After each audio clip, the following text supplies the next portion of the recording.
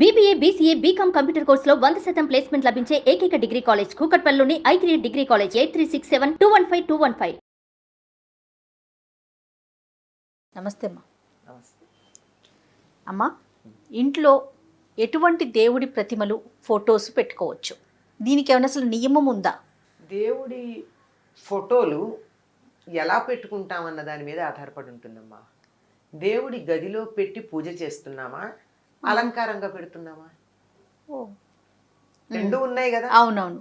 మనకి దేవుడి గదిలో దేవుడి మందిరంలో పెట్టుకునే పటమే కాకుండా క్యాలెండర్ల మీద వాటి మీద వచ్చిన అందంగా ఉన్నాయి ఇంట్లో చాలా చోట్ల పెట్టుకుంటున్నాం. అలా ఎక్కడ పడితే అక్కడ అందంగా అలంకారంగా ఉండేది మనకి నచ్చినవన్నీ పెట్టుకోవచ్చు. కానీ పూజించటానికి పెట్టుకోవాల్సిన వాటివి మాత్రం కొన్ని నియమాలు ఉన్నాయి. ఏమిటి అంటే, విగ్రహం గనక అయినట్టయితే ఇంతకన్నా ఉండకూడదు. మన బొటన వేలు ఈ మొదటి కణుపు ఉందే, అంతకన్నా పెద్దది ఉండకూడదు. ఇంత ఉంటేనే దానికి బోరుడు నైవేద్యం పెట్టాలి. విగ్రహం పెరిగిన కొద్దీ నివేదనలు ఎక్కువ అవుతాయి. అందువల్ల అంత పెద్దవి పెట్టుకోకూడదు. చిన్న చిన్నగా ఉండొచ్చు, పైగా బోలుగా ఉండకూడదు, సాలిడ్గా ఉండాలి ఏది పెట్టుకున్నా. ఇప్పుడు వెండివి అవి ఎలా ఉంటాయి, పైన రేకుండి లోపల ఖాళీ ఉండి ఉంటాయి. అట్లాంటివి పూజకి పనికిరావు. అలంకారంగా పెట్టుకోవచ్చు. ఇప్పుడు షోకేసుల్లో పెట్టుకోవచ్చండి. కృష్ణుడు బొమ్మ చాలా అందంగా ఉంటుంది. ఎన్ని రకాల కృష్ణుడు ఉన్నారో, వినాయకుడివి ఎన్ని రకాలు ఉంటాయో అవన్నీ అందంగా ఉంటాయి. నృత్య గణపతి, సంగీత గణపతి, ఇలాంటివి ఇవన్నీ అందంగా ఉంటాయని చెప్పి ఇంట్లో అలంకారంగా గోడల మీద కానీ షోకేసుల్లో కానీ పెట్టుకుంటే అసలు వాటికి ఎటువంటి తప్పు లేదు, ఏమీ లేదు. కానీ పూజ చేయడానికి పెట్టుకునేటప్పుడు మాత్రం బోలుగా ఉన్న విగ్రహాలు పనికిరావు. పెద్ద విగ్రహాలు ఉంటే నివేదన ఎక్కువ చేయాలి గనక మనలాంటి ఇళ్లలో అవి పెట్టుకోవడం అంత శ్రేయస్కరం కాదు. అమ్మ, మట్టివి దొరుకుతాయి కదా, ఇప్పుడు లక్ష్మీదేవి ప్రతిమలు అలాంటివి మట్టితో చేసినవి ఉంటాయి. అవి కూడా దానికి కూడా లెక్క ఉందా సైజు? దానికి లెక్కలేదమ్మా. అసలు అవి మనం మామూలుగా దేవుడి గూట్లో అవి పెట్టుకుని చేస్తామా? చెయ్యం కదా, సాధారణంగా చెయ్యం. వాటిని ఏమిటి, పూర్వకాలం అయితే ఇలాంటివి ఎక్కువ లేని రోజుల్లో ఏం చేసేవారు, ఇంట్లో ఒక గూడు పెట్టి ఆ గూట్లో ఈ ముఖ్యంగా రాముడు, సీత, లక్ష్మణుడు వీళ్ళ విగ్రహాలే పెట్టేవాళ్ళు. అవి ఎక్కువగా ఉండేవి. అవి అక్కడ పెట్టుకునేవారు. ఎవరైనా ఇష్టం ఉంటే దానికి ఓ పువ్వు పెట్టడము, ఓ దీపం పెట్టడము చేసేవాళ్ళు, లేకపోతే లేదు. ఎందుకంటే రోజు పూజ చేయం కదా వాటికి. ఓకే, రోజు పూజ చేసుకునేటటువంటి విగ్రహాలు మాత్రం చిన్నవే ఉంటాయి, మిగిలినవి అలంకారమే. అలాగే ఫోటోలు కూడా అనేక రకాలైనటువంటి ఫోటోలు. అసలు దేవుడి గది ఎంత ఉంటుంది, ఎన్ని ఫోటోలు పెట్టగలరు? అందుకని మీ ఇష్టదైవానికి సంబంధించినటువంటి ఫోటో ఏదైనా పెట్టుకోండి. రాముల వారి సాధారణంగా ఇప్పుడు ఏదో కాలం మారిపోయింది, కానీ కొద్ది రోజుల క్రితం వరకు కూడా ప్రతి ఇంట్లోనూ పూజ మందిరంలో ఉన్నటువంటి ఛాయాచిత్రం అంటే ఫోటో ఏదైనా రామ పట్టాభిషేకం ఫోటోనే ఉంటూ ఉండేది ఎవరిళ్లల్లో అయినా. దక్షిణ దేశంలో అందరికీ రాముడు ఆరాధ్య దైవం అండి. ఇక్కడ తిరిగాడు. ఉత్తర దేశంలో కన్నా మీరు గమనించి చూసినట్టయితే రాముడి పేరు దక్షిణ దేశంలోనే ఎక్కువ మందికి ఉంటుంది. అందువల్ల అది ఎక్కడ చూడు మనకి, ఇదిగో ఇక్కడ రాముడు ఇక్కడ కూర్చున్నాడు, సీతమ్మ ఈ నదిలో ఇక్కడ స్నానం చేసింది, ఆ లక్ష్మణుడు ఇక్కడ పళ్ళు తెచ్చాడు, ఇలాంటి ప్రతిదానికి ఏదో ఒక లెక్క చెప్తాం. అంచేత రాముడితో మనకి చాలా దగ్గర సంబంధం ఉంది కనుక ఇక్కడ అంతా రామారాధన ఎక్కువ. ఇప్పుడు అది కొద్దిగా మారింది. మధ్యలో కొంతకాలం వెంకటేశ్వర స్వామి ఆరాధన చేస్తాం, ఇప్పుడు మళ్ళీ సాయిబాబా అంటున్నాం. ఇంకేమన్నా కొత్త దేవుడు వస్తే కొత్త దేవుడిని అయినా ఆరాధిస్తాం. మనం అసలు దేవుడిని పక్కన పెడతాం.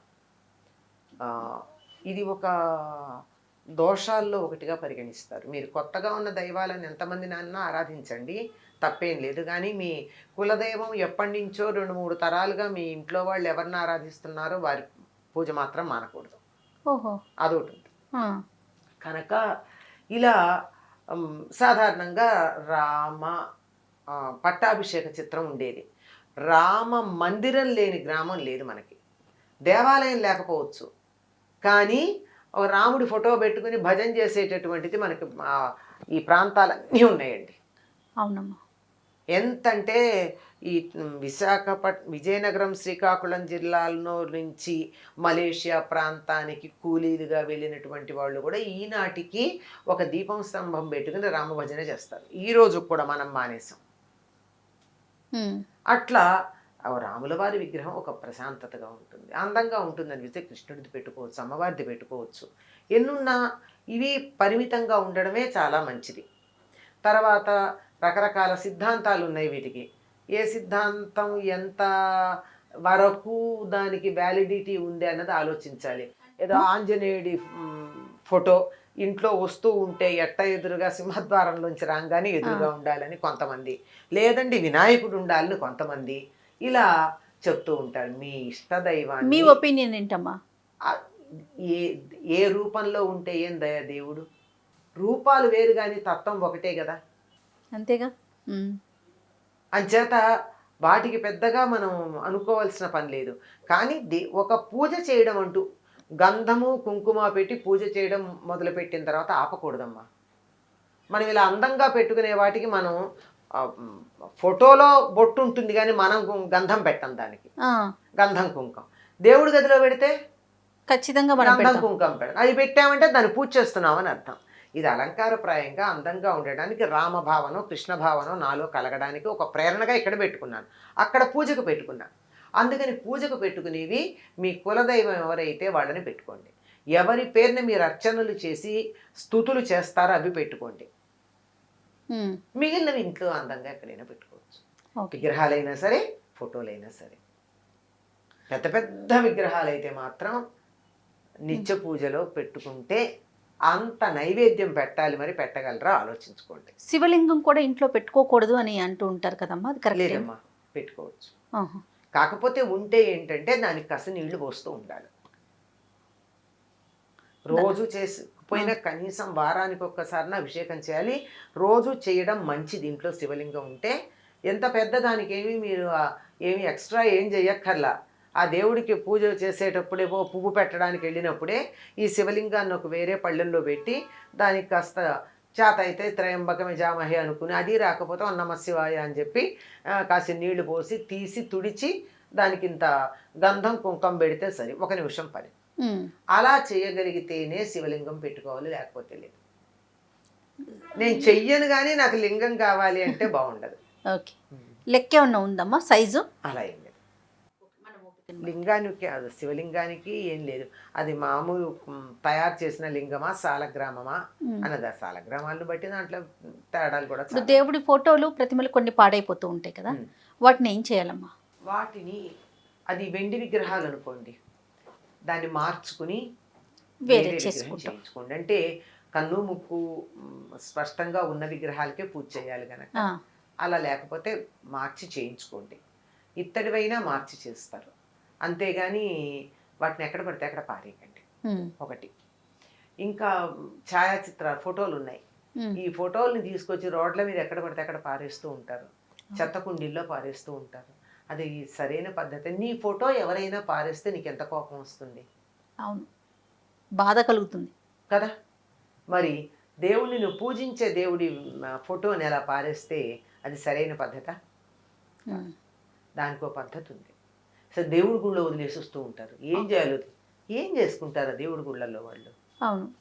అందుకని వాటికి ఏమిటంటే చక్కగా వాటిని తీసుకుని వెళ్ళి ప్రవహిస్తున్నటువంటి నదిలో వాటిని పూజించి పసుపు కుంకుమ అక్షతలు కుంకుమ మొదలైన పువ్వులు వేసి వాటిని పూజించి వాటిని ప్రవహిస్తున్న నది నీటిలో వదిలిపెట్టడం ఒక పద్ధతి. లేదు నాకు దరిదాపుల్లో ఎక్కడా కూడా నది లేదు, ఏం చెయ్యాలి? వాటిని చక్కగా మంచి చితుకులతో, పిచ్చి పిచ్చివి కదా, మంచి చితుకులు తెచ్చి మంట పెట్టి దాన్ని ఏ దేవుడి విగ్రహం ఏ దేవుడి ఛాయాచిత్రమో ఆ పేరు చెప్పి ఆయన్ని పూజిస్తూ దాన్ని అగ్నికి ఆహుతి వేయడం ఒక పద్ధతి. అంతేగాని ఎక్కడ పడితే అక్కడ పారేయకూడదమ్మా. దేవుని గుళ్ళల్లో పెట్టడం కూడా కరెక్ట్ కాదు. తప్పుగా ఏం చేస్తారమ్మా వాళ్ళు మాత్రం. మనం కొన్నాళ్ళు పూజ చేసి పడేసిన విగ్రహ ఛాయాచిత్రాలకు వాళ్ళు పూజలు చేస్తారా? చేయలేకపోతారు కదా. అసలు ఎందుకు చెయ్యాలి నాకు అర్థం కాదు. అసలు నువ్వు ఎందుకు తెచ్చుకున్నావు? నీకు ఇన్నింటికి పూజ చేసే ఓపిక లేకపోతే ఎందుకు తెచ్చుకున్నావు? దాన్ని భద్రంగా పెట్టుకునే శక్తి లేకపోతే ఎందుకు తెచ్చుకున్నావు? నువ్వు తెచ్చుకుని నీ అశ్రద్ధకి ఎవరినెత్తునో పడేస్తావా బరువు? తప్పు కాదు. అవును. తర్వాత దేవాలయాల దర్శనం చేసుకోవటం, ప్రతి ఒక్కరూ ఇంత ప్రతిమ తీసుకొచ్చి ప్రసాదంతో పాటు ఇవ్వటం, ఇది కూడా చాలా తప్పమ్మా. దేవాలయాల వెళ్ళినప్పుడల్లా విగ్రహాలు తీసుకొచ్చి ఓ. ఇవ్వడం అనేది ఫోటో అది- ఫ్రేమ్స్ ఎక్కువ ఇస్తూ అది ఉంటారు. అడిగిన వాళ్ళకి ఇవ్వండి. మా ఇంట్లో లేదు, ఏదో నువ్వు తిరుపతి వెళ్తున్నావు, మా ఇంట్లో వెంకటేశ్వర స్వామి విగ్రహం లేదు, లేదా ఫోటో లేదు, తెచ్చిపెట్టు అంటే వెళ్ళి ఇవ్వండి. లేకపోతే ఇంతంత ఫోటోలు తీసి వాటిని ప్రసాదాలతో కలిపి ఇవ్వడం. ఏం చేయాలి ఈ ఫోటోలన్నీ? అవును, ఎక్కడ పడితే అక్కడ పారేయలేం. పారేయలేము, ఇంట్లో పెట్టుకోవటానికి ప్లేస్ ఉండకపోవచ్చు. అసలు ఎక్కడ పెడతామమ్మా ఇవన్నీను? పైగా కొంతమంది ఫోటో ఫ్రేమ్లు ఇస్తారు, మరి కొంతమంది ఒట్టి కాగితమే ఇస్తారు. అవును, దీన్ని ఏం చేస్తారు? అందువల్ల నేను అందరికీ విజ్ఞప్తి చేస్తూనే ఉంటాను, ప్రసాదం ఇవ్వండి, హాయిగా తింటాం.